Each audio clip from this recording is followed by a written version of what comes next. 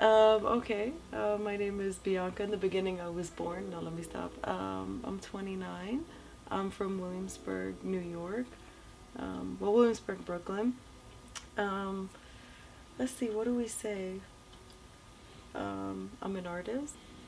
Well, how I started, I was about 5 years old, and in school we had like crayon, like oil pastels, and I used that and I created or recreated a still life, and it was really exact and precise, and it was really thrilling to do it, and it was for the first time like I was super excited. I was like, oh my god, I can't believe I made this.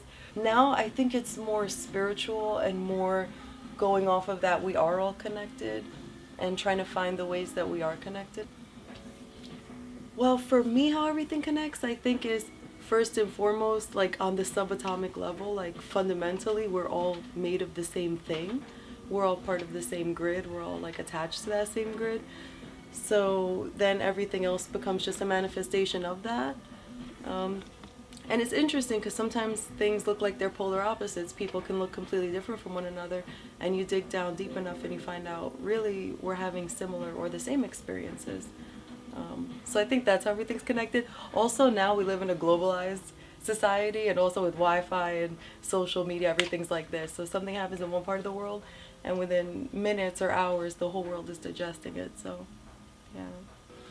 I think it's so important because I think as humans we have a tendency innately to get pigeonholed with one thing that we like, we get comfortable with, and we'll do that one thing because we can do it well. We'll stay with that. Two is I think there's another innate tendency towards like classicism, like going towards old art forms as sort of thinking that that's better because it's old or because it's vintage. And I think that the reason why it's important to keep exploring is because there's so many things that we haven't even invented and created yet.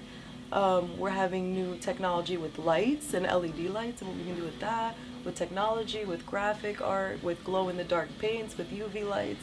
I mean, we're going insane. Let's get nuts. All right, that's it. That's really important. I think innovation occurs within the artists themselves and when they discover their new interpretation on whatever's out there. And the creativity comes from already seeing what's there and then just making it your own and bringing your own true interpretation instead of just trying to take someone else's perspective and make that your own. It's your own perspective on whatever's there. And ultimately, I think that's that new idea, that's that new spark. And that's how it starts. Freedom, for me, I think for anyone is the ability to choose for themselves exactly what they want and the ability to exist.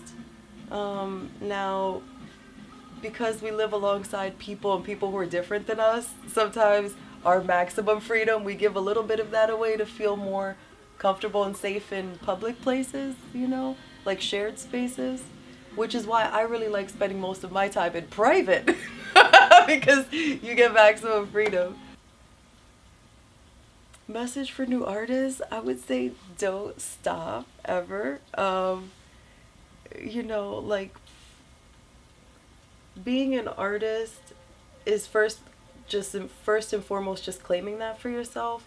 So don't ever be afraid or shy to say, yes, I'm an artist, yes, I do this. Share that with people because that's ultimately your gift and you're supposed to share that and inspire people. And don't look at fame and money like the end point, because I think that will naturally come to you if you get to your best level and you get to your highest level. But for you to get to that level, I think you need ultimately to focus on yourself and what makes you human so that then you can bring that really great work to the world. Focus on the right stuff, though.